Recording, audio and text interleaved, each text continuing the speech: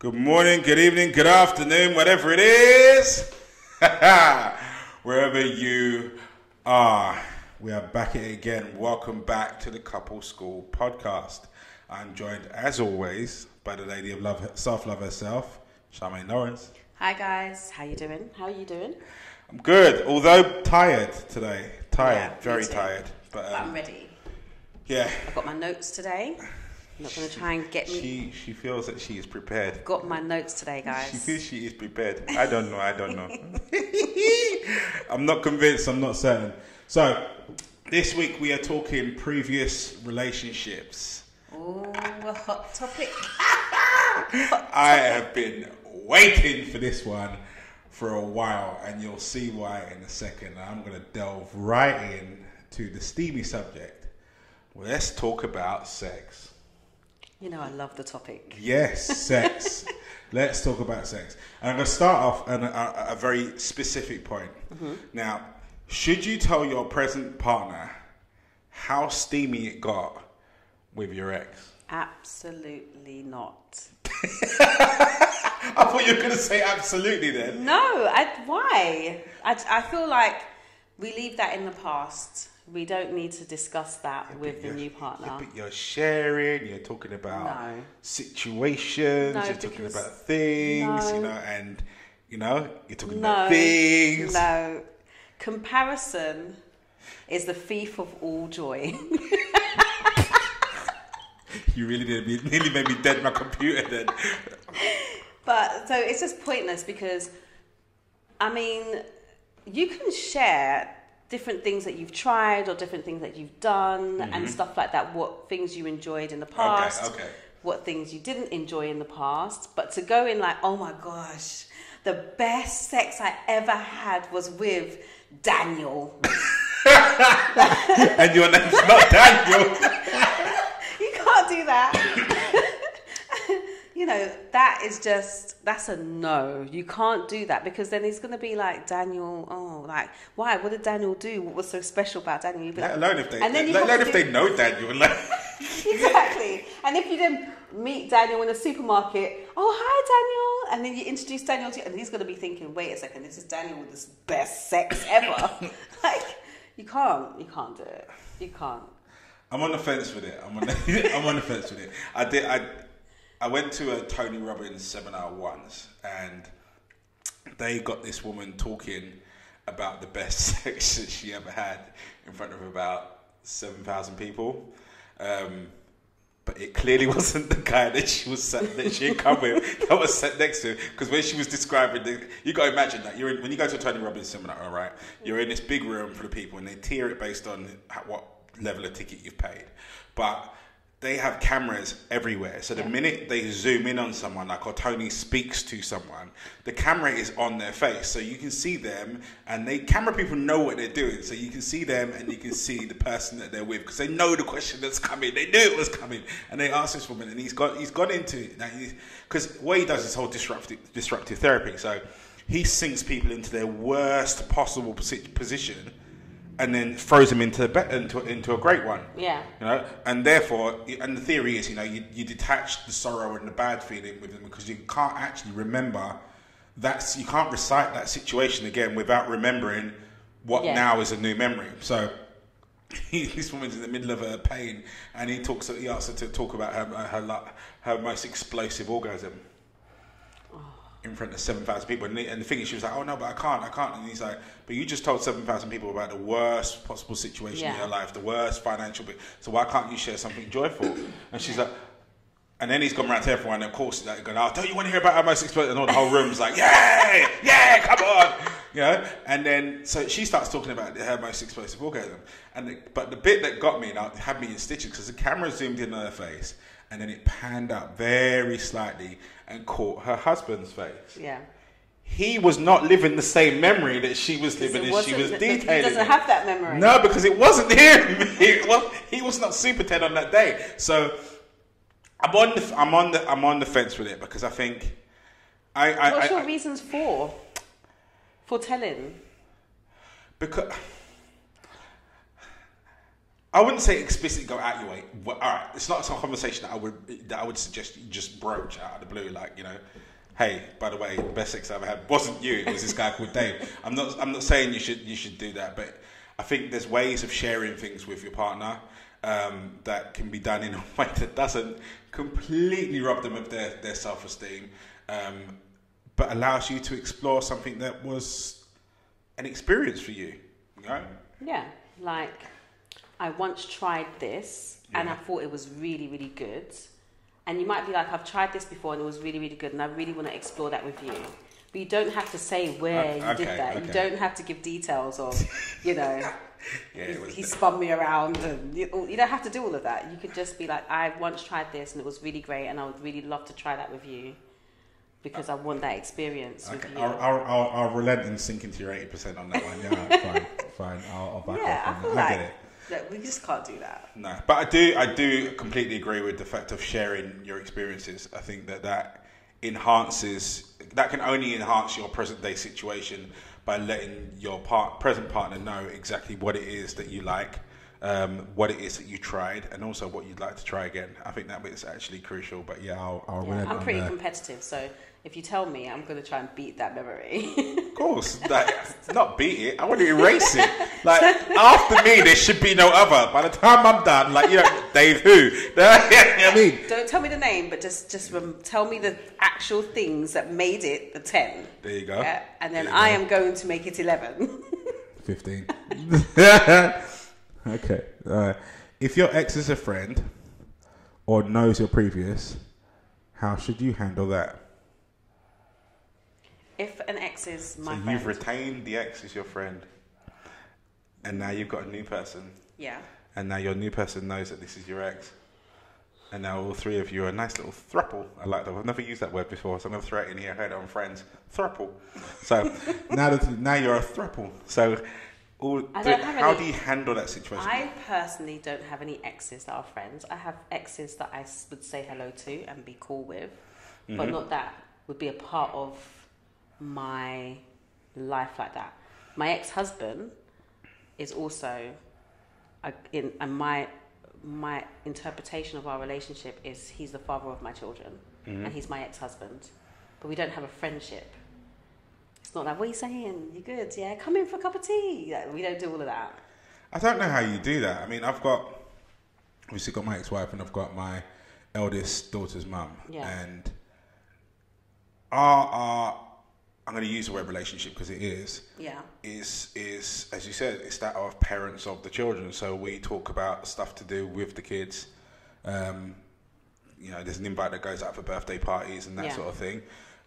But aside from that, not really. I mean, we have conversations. If there's things going on with the kids, we'll have conversations around that. If there's things going on with them that obviously is likely to affect the kids, then I will talk to them about that if they so wish to or desire to. But I've always been one for, I suppose, keeping the lines clear. Yeah. You know? And that was mainly more on apart from myself rather than anybody else. It's just that I don't really like anyone being able to feel in that they can just wander into my world and tell me what I should do and what I shouldn't do. So therefore, I make sure that I don't do the same in theirs. So no.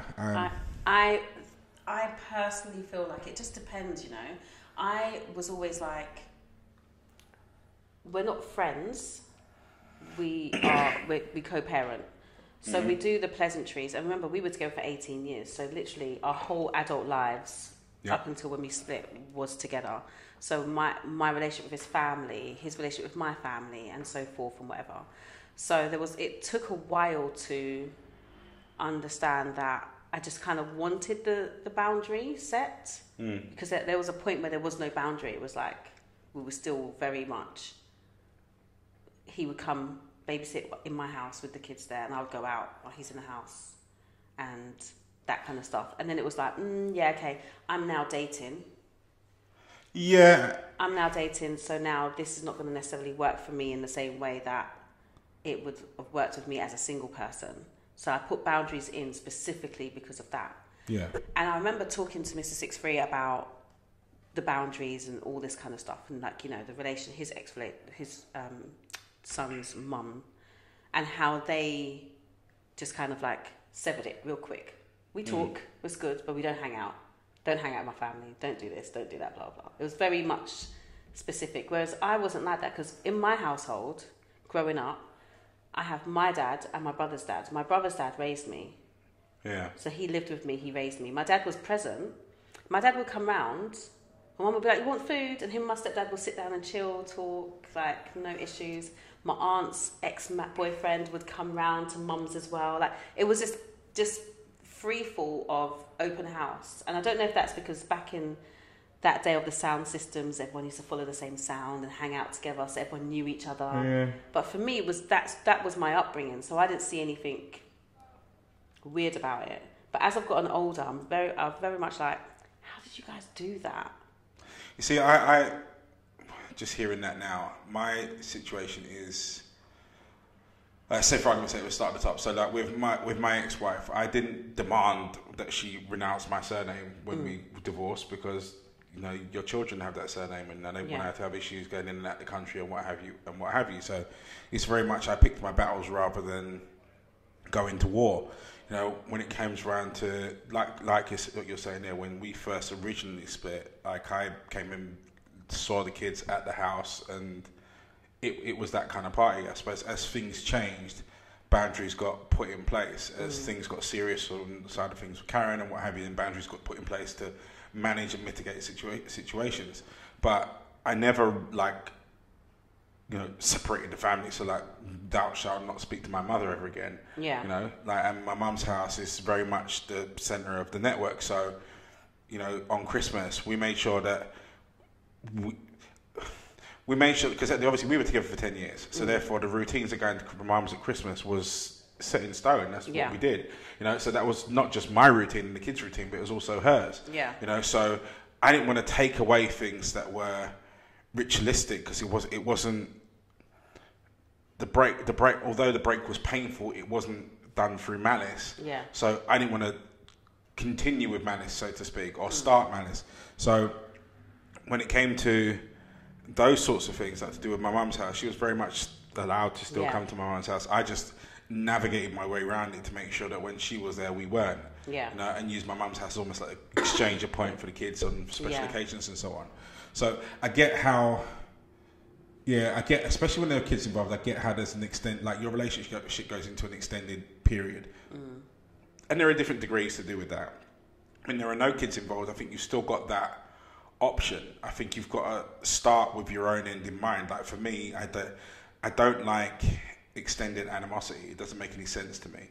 So especially when there are kids involved, I saw no point or nothing to be gained by me and their mum still warring over whatever had gone on before. Like our relationship was done in that respect.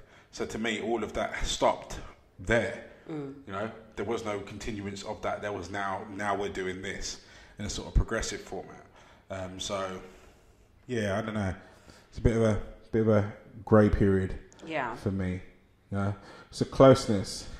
Should you remain friends with an ex? And is it even possible? It's possible. I think it is possible. I know lots of people that are friends with their ex. I mean, you say friends, are we talking like... Come around for dinner, chill out, let's go catch a movie. Okay, that's a bit too much. The minute you said movie, you just pictured I was like, dark room, this that and the other, making out in the back seat. That was too much. No, I mean...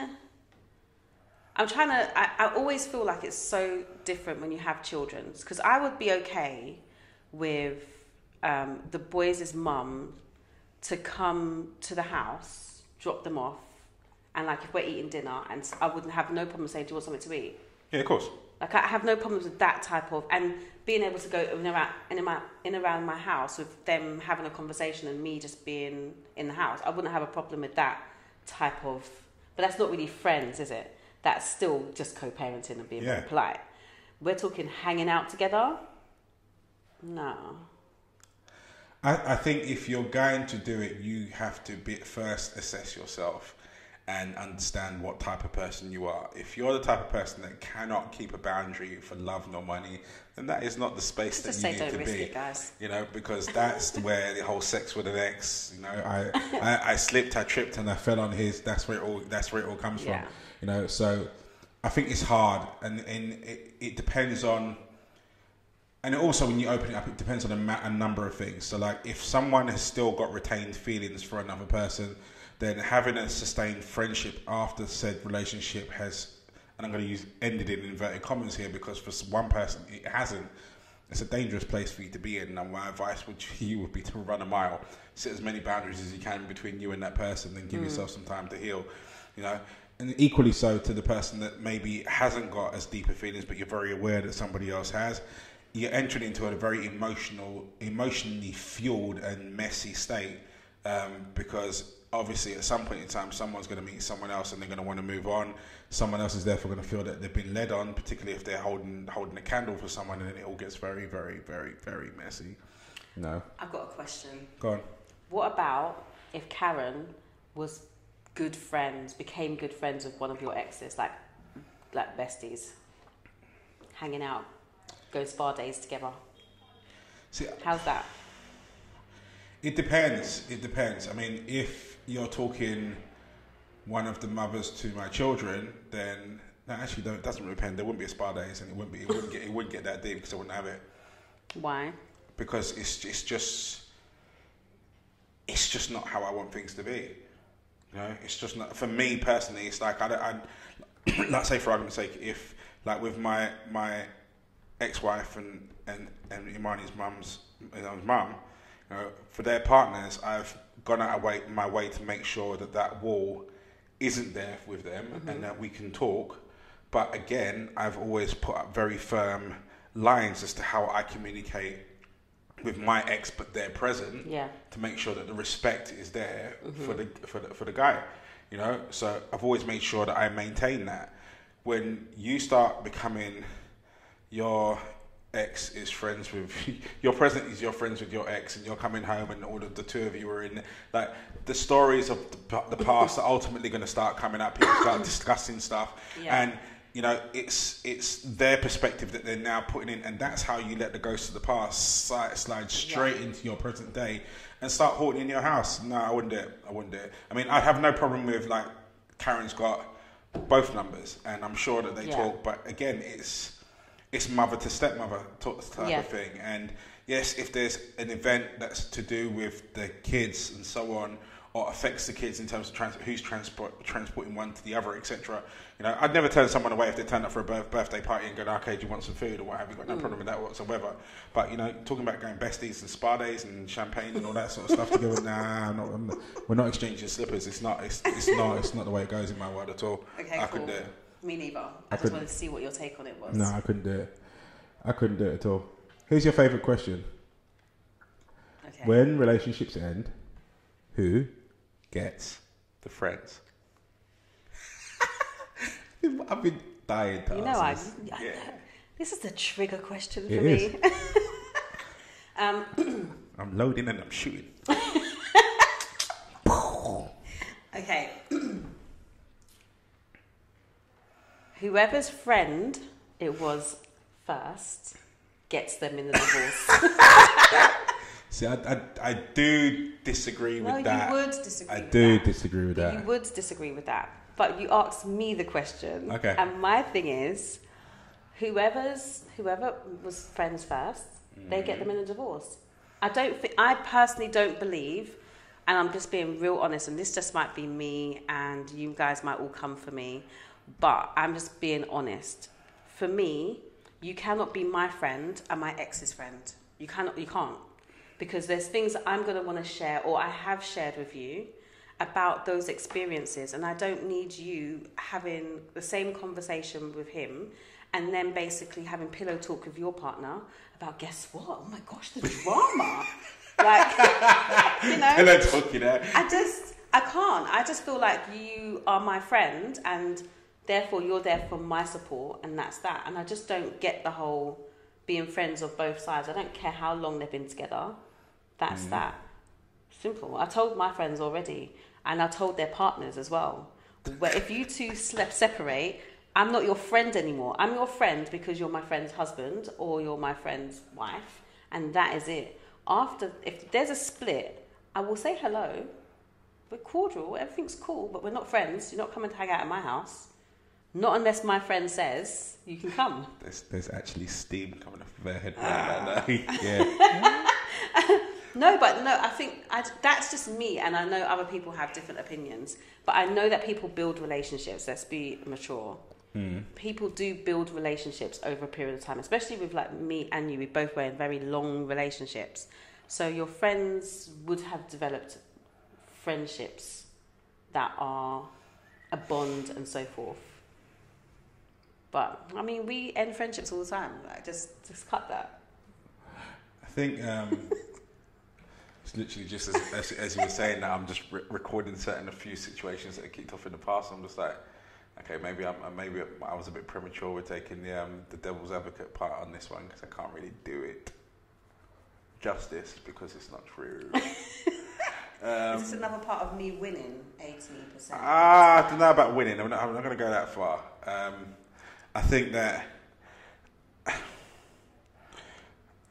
it's hard, right? And I get that it's a hard situation for some people, but for me, I feel like there's a season, there's a reason, and there's a lifetime. You are a season. If you don't stick with my friend for a lifetime, you get cut. I think in the event where, because as you said, people have been together for long periods of time, and you've gone through, and you have like ritualistic sort of get-togethers. So you've got barbecues and birthdays and this and the other that everybody attends, and then notoriously the girls get to know each other really, really well, and the guys get to know each other really, really well, and then when someone splits, there's that space where everyone's like, what happens? Who are we allowed to talk to him, or are we not? I don't think I would ever. Can I even say that? Yeah, I can. I don't think I would ever come to a situation where I would tell someone directly, a friend of mine, you can't talk to an ex of mine at all. I don't think that. I think if I had a friend of mine that was particularly close friends with an ex of mine and was just like, look, like me and them are close, then I'd be like, you understand that we're friends, but we now can't be, because I ain't having that pillow talk kind of situation either, whereby I'm confiding in you with stuff and then you're taking stuff back over to them. Like, you define your loyalties. And I think I've been in situations in the past where friends of mine, and I can think of one in particular, where it was a bit of a messy split between the two of them. And technically speaking, I knew the woman in the situation longer. Yeah. But me and the guy became very, very, very close friends. Yeah.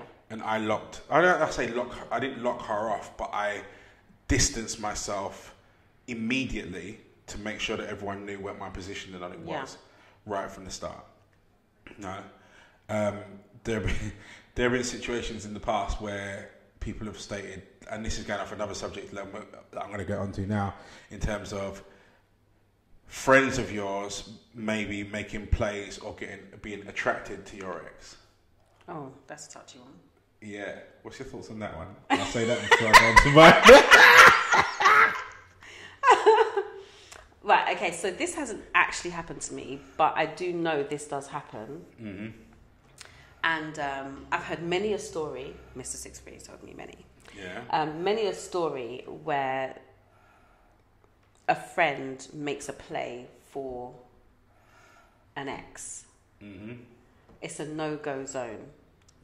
Absolute no-fly zone. It's a no-go zone. I don't care how attractive the person is. I don't care if the person is Michael B. Jordan. Okay, I'll take that back. If it's Michael B. Jordan, I'm taking him. But I am. No, I am. Well, look, for me, I am. And as long as you ain't got no kids with him, it's cool. No. On a serious note, we don't make plays for exes. No. For we don't even make plays with friends. We don't make plays for circles. For me and my circle, and that's even my extended circle, my ex is always off limits. I don't care how long ago it was. It's just not. That's the rule. It's just not, and it's not because of any feelings that I've got for the ex. It's now the feelings that I would have brewing for you. Yeah. Because now you're in a position of distrust. Because as far as I'm concerned, you met them when the two of us were together. You've been sat there on the sideline playing like Mr. And this is going back to last episode, guys circling around. You were the guys circling around the outskirts, waiting for your opportunity, and now you're sliding in. to me, that's beef. there's no other way of putting it. That, to me, we've got problems. Yeah. And we can't be friends anymore, and we can't talk anymore. And I make Would that you expect? Would you expect the ex to tell you that your friend made a move? Yes. Why, if you and the ex are not together? What if she just played it off and said, "Yeah, I'm not interested," and that situation between her and the friend? She said, then we've got no problem. Do you think they would need to still have a conversation saying, you know, by the way, Tony talked to me. Okay, let's put it this way. I feel like, why would you come and tell me that? Depends what kind of an ex. So if it's just an ex that, you know, I might see you once in a while, yeah. then no, you've got no obligations to me whatsoever. Yeah. If we have kids together, however, it's a very different circumstance for me. So if one of my friends made a play for one of my exes that I've got kids with, we have an extended connection here. Yeah. You know? And that's goes up to So at least 18 member. and beyond. Yeah. So yes, in that respect, if someone made a play for you, I would expect you to tell me. You know? And yes, you need to expect that if you didn't, we've got a problem. Yeah. You know? As well as said friend would no longer be friend anymore, and we'd have a very serious problem. Yeah. You know? But yeah, I would expect you to tell me. Yeah. I was under the illusion that it was just a rule across the board. But after having many conversations and also talking to friends and stuff, it actually is a thing. Because not everyone really lays out those rules with their friendships that you don't step on. You don't do that. It's just a no-go zone. People expect it to be a given, you know, but it's like with everything. If it's not laid out clearly and categorically, it's a grey area, and everybody else's understanding is everybody else's understanding, and the two can differ. Don't get me wrong, I get how situations like that happen. You know, I've been in the past where you've got together with one person. They've brought you to a family function or a birthday, and you bump into one of their friends. You're like, should have met you first, you know, like kicking yourself because, you know. But I get how it can happen, and I get how, especially if you're talking to each other, as I said, really ritualistically every year, and this and the other, going to barbecues, same birthdays, and you've got the opportunity to interact. I get how bonds can occur, but for me, there's just, I couldn't care less how much you think. If the friendship between me and you is worth anything, then that should be enough for you to go, I missed the boat. You know? Or be man enough, number one, to come and tell me first, and be prepared that, you know what, that's the end of the line. Because I don't think, knowing me, that there would be a way through for me on that. Yeah. Okay, let's go. So that brings us to the end of today's episode. There is a part 2. I had to break this one in two. I'm looking at the bits that are coming up next, and I didn't think that what's going to be next week's topic, I didn't want it to get swallowed, I didn't want it to get swallowed. I wanted it to stand by itself. So, yeah, we're going to end this one right here. So, thank you so much for watching. Thank you so much for listening. Thank you so much for following, subscribing, and supporting. That's us out for this week. We will see you next week in the forwards. Take care. Peace. Later.